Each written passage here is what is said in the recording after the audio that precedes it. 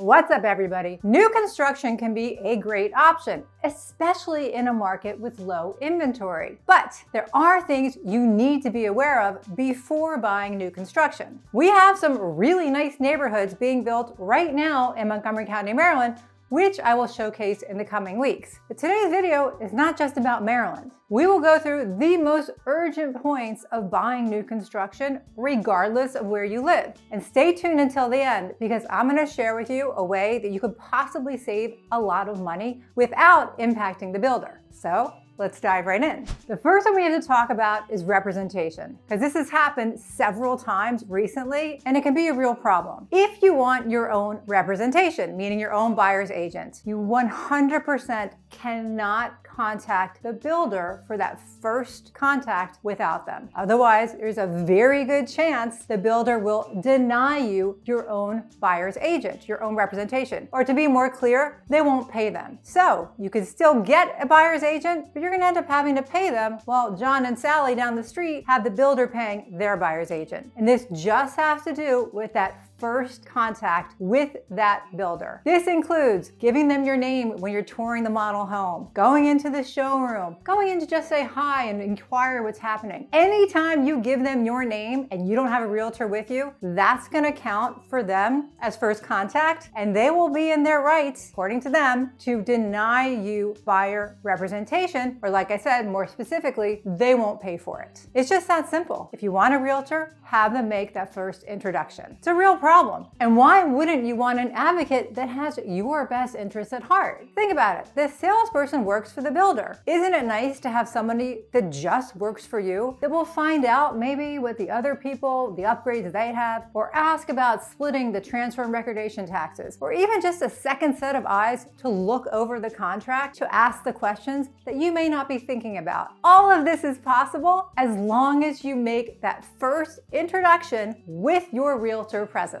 I can tell you from my own experience, I've advised my clients on everything from design choices to what would be better for resale to how we could possibly save their money, which I'm going to get to later. So bottom line, if you want your own agent and you want the builder to pay them if they're offering to, don't contact them without your realtor. I can't say it any clearer. Next up, be aware of incentives that come with restrictions. For example, many builders will offer an incentive if you use their lender and title company. If the lender and the title company that the builders work with have competitive rates and they're companies that you've heard of, this may not be a problem. I had a client recently that had the choice of a preferred lender with a big bank. In this case, it was Wells Fargo. And their rates were competitive, so it was totally fine. If it's a smaller builder and you've never heard of the lender or title company, you may want to choose your own and relinquish that incentive to protect yourself. Because let's face it, the builder is offering you $10,000 towards your closing costs if you use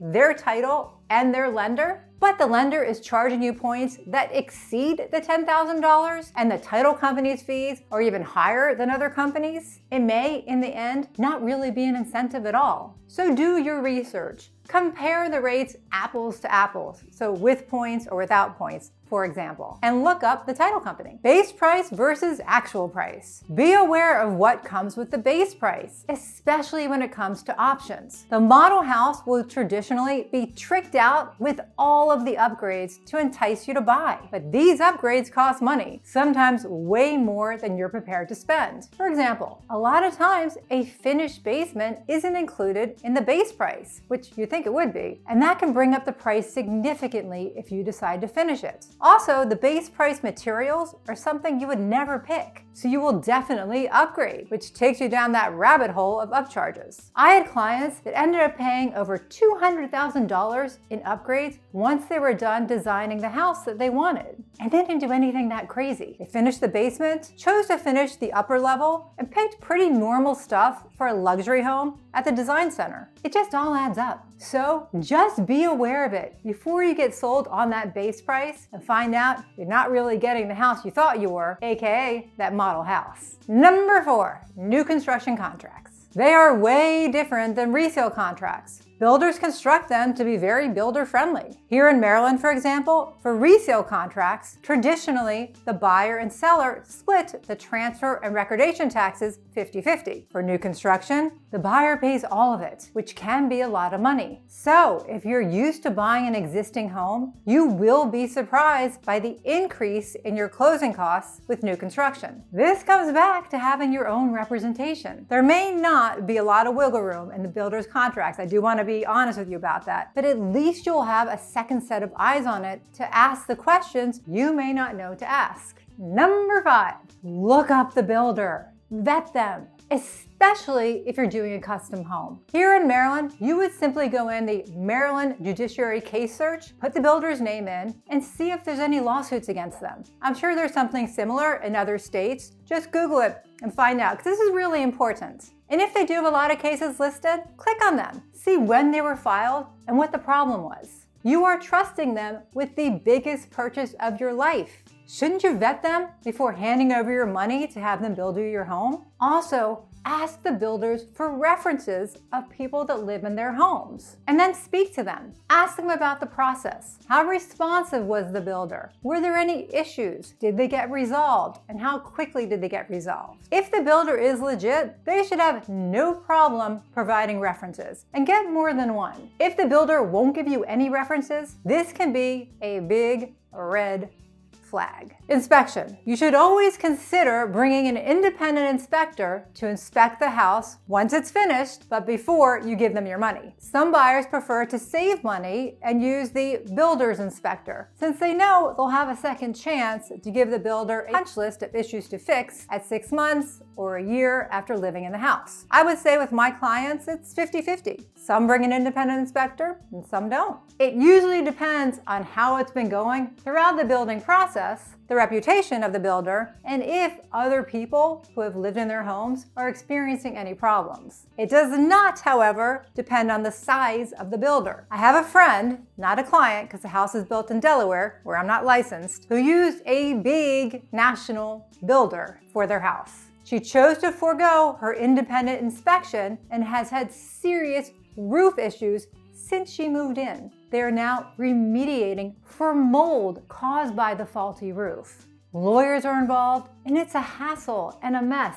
This is the last thing you need after spending so much time and so much money to move into your new home. So consider bringing your own inspector. So a couple more quick things, and then we're going to get to how I think I can save you some money. So next up, make sure everything's in writing. I know this sounds like a no-brainer, but you can't imagine how many times something's been agreed upon verbally, and then someone forgets, and then they remind you later, they charge you more because it's a last-minute change. So just make sure everything that you're agreeing on and that the builder's agreeing on is in writing and signed off on. Now let's talk about the builder's warranty. Every new construction builder will have a builder's warranty, but make sure you understand it, read it, ask questions, know what's covered and what's not. Remember that example of my friend? A lot of this stuff was covered, but they said that they had fixed it, and then she had more problems. And they said they had fixed it, and then she had more problems. So that's why in the end, they had to bring attorneys into it to really remove the roof because of the mold that was happening. So just make sure you understand the builder's warranty before you move into the house. Okay, so here's how you can possibly save some money without impacting the builder. And this is by asking them for a copy of their title insurance. If they give it to you, you can possibly save a lot of money by getting the reissue rate. They won't offer it unless you ask. If you have a good realtor, they'll know to ask for you. I had 2 closings just last week, both with big builders. One of them gave us a copy of their title insurance, and my buyer saved thousands of dollars by getting the reissue rates. The other one said that they don't do that for the state of Maryland. So unfortunately, my buyers, they couldn't get the reissue rate. You just won't know unless you ask. And a lot of people think that with new construction, this wouldn't be a thing. Like you wouldn't be able to get a reissue rate for title insurance, but you can, even with brand new homes. I hope you got some value out of today's video, especially if you're thinking about buying new construction. And if you are thinking about buying here in Maryland, DC, and Virginia, and you want our help, and you haven't contacted that builder first, just send us an email, we'll set up a Zoom, we'll get you started. I know it's a lot to remember, so it's really important to have your own representation. And if you missed last week's video on some reasons why you may not want to move to Washington, D.C.? Definitely check that out next. Thanks for watching. I do appreciate it. Bye!